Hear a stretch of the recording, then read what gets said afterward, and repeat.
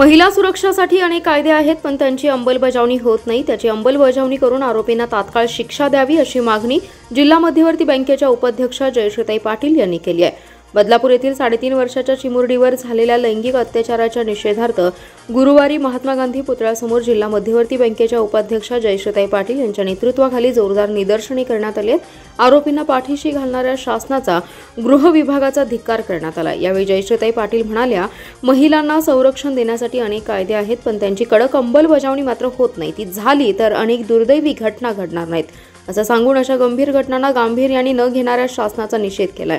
दोषी आरोपीला तात्काळ फाशीची शिक्षा द्यावी, अन्यथा तीव्र आंदोलन करण्याचा इशारा त्यांनी दिला। या आंदोलनात शेवंत वाघमारे, कांचन कांबळे, वर्षा निंबाळकर, पद्मश्री पाटील, स्वाती सूर्यवंशी, अजित सूर्यवंशी, संतोष पाटील, रत्नाकर नांगरे, आनंद लेंगरे, शीतल लोंढे, उदय पाटील, प्रकाश मुळके, फिरोज पठाण, उत्तम साखळकर, मंगेश चव्हाण, अमित लाळगे, डॉक्टर संजय पाटील, नितीन चव्हाण, भाऊसाहेब पवार, राहुल मोरे, नितीन भगत, शशिकांत, शमाकांत आवटी, संजय कांबळे आदी जण सहभागी होते।